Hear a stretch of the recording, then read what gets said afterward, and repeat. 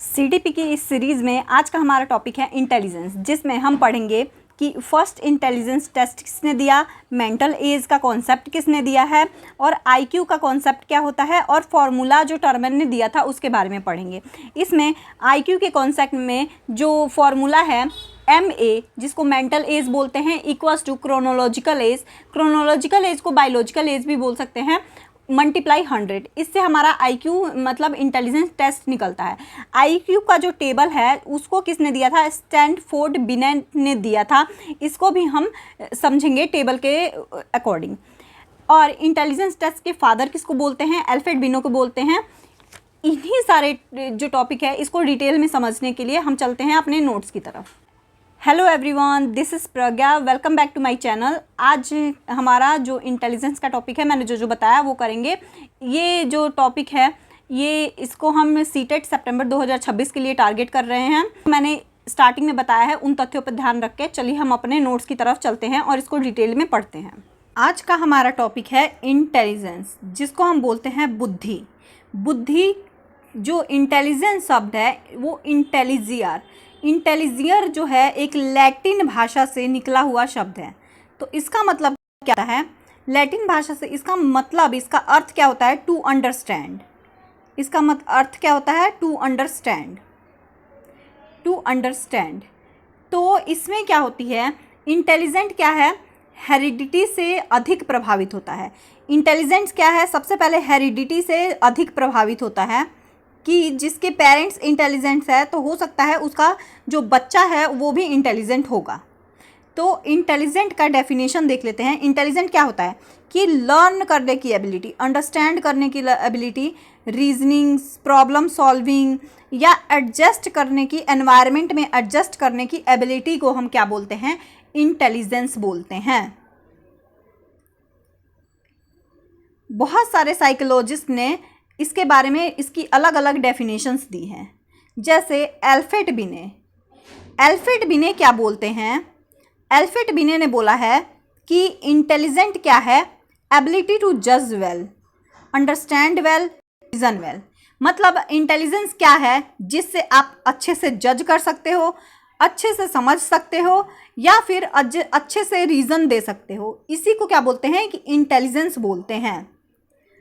Lewis Terman ने क्या बोला है कि intelligence in ability to think abstractly, कि इंटेलिजेंस क्या चीज़ होती है कि आप एब्स्ट्रैक्टली, मतलब बहुत ज़्यादा जो एब्स्ट्रैक्ट थिंकिंग, जो मतलब इमेजिन करके थिंकिंग होती है उसको भी, या फिर जो लॉजिक लगाने वाली चीज़ होती है, या तो मैथ्स करना हो गया, ये सारी एब्स्ट्रैक्ट थिंकिंग भी आप सीख सकते हैं। उस चीज़ की अगर आपके अंदर एबिलिटी है तो आप इंटेलिजेंट हैं।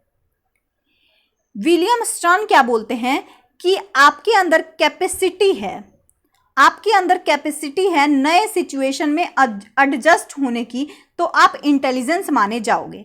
तो बहुत सारे लोगों ने बहुत सारी चीज़ें बोली हैं इंटेलिजेंस के बारे में। फादर ऑफ इंटेलिजेंस टेस्ट, मतलब कि इंटेलिजेंस जो टेस्ट किया था उसके पिता किसको बोलते हैं। तो इंटेलिजेंस टेस्ट किया था उसके पिता किसको बोलते हैं, अल्फ्रेड बिने को बोलते हैं। इनको क्या बोलते हैं हम, फादर ऑफ इंटेलिजेंस टेस्ट बोलते हैं।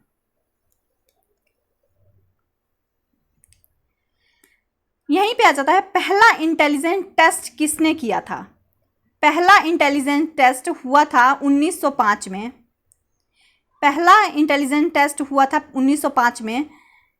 दो जनों ने मिलके, अल्फ्रेड बिने एंड थियोडोर साइमन, ये दो जने मिलके इन्होंने क्या किया था, इंटेलिजेंस टेस्ट का नाम दिया था, जिसको क्या बोला जाता है, बिनेट साइमन इंटेलिजेंस टेस्ट बोला जाता है। इसमें मतलब जो पहला बुद्धि परीक्षण था वो किसने किया था, अल्फ्रेड बिने, थियोडोर साइमन ने मिलके किया था 1905 में, जिसको हम क्या बोलते हैं, बिनेट साइमन इंटेलिजेंस टेस्ट बोलते हैं। अगला है मेंटल एज, मानसिक आयु।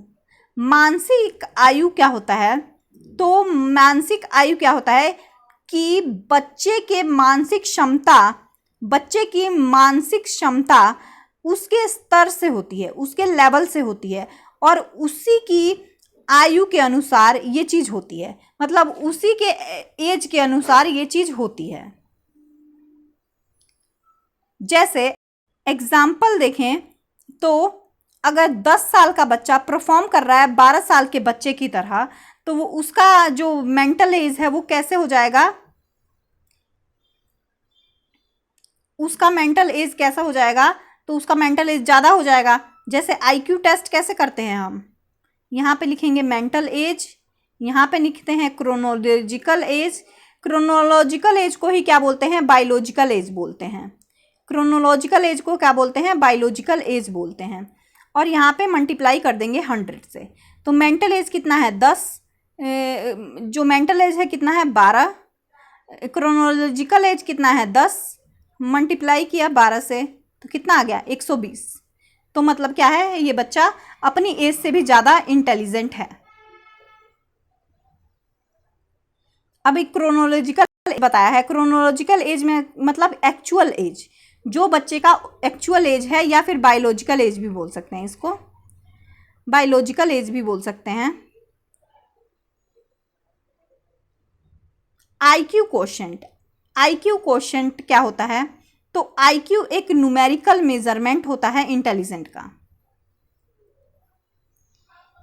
ये दिया किसने था, आईक्यू का कॉन्सेप्ट किसने दिया था, आईक्यू का कॉन्सेप्ट किसने दिया था, तो इसको दिया था विलियम स्टर्न ने 1912 में।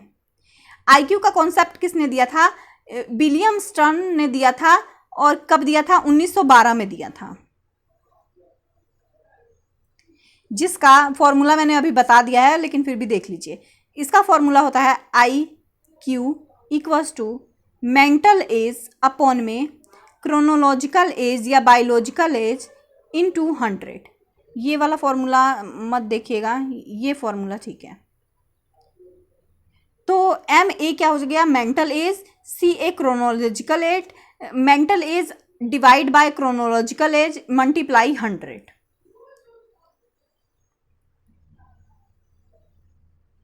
यहाँ पे मैंने यही करके दिखाया कि आईक्यू निकालने के लिए मेंटल एज 12 था, क्रोनोलॉजिकल एज 10 था, मल्टीप्लाई कर दिया 100 से, आईक्यू कितना निकल के आया 120। तो बच्चे का क्या है, आईक्यू कितना है 120 है।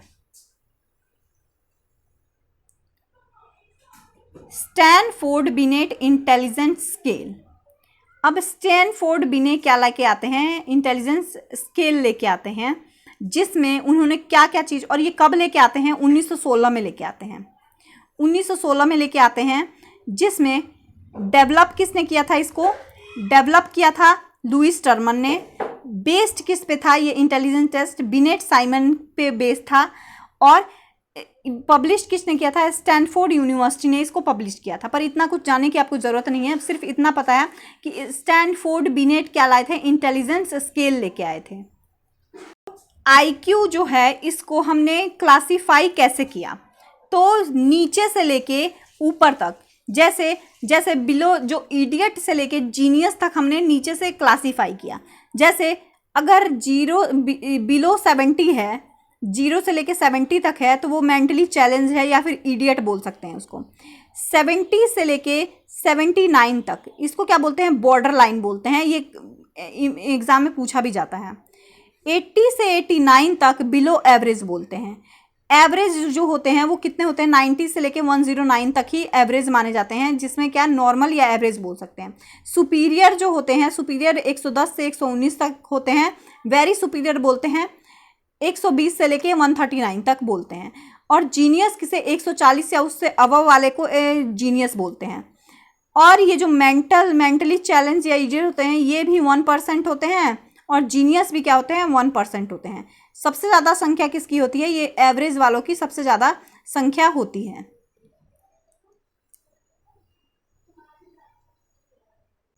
एनपीसी नॉर्मल प्रोबेबिलिटी कर्व है। नॉर्मल प्रोबेबिलिटी कर्व अब कैसे होता है कि ऐसे दिखाया जाता है आपको, जैसे यहाँ पे, इसमें यहाँ पे लिख दिया गया, यहाँ पे 100, यहाँ पे 50, यहाँ पे 40, यहाँ पे 30, और फिर ऐसे बनाएंगे, नॉर्मल प्रोबेबिलिटी कर्व होता है।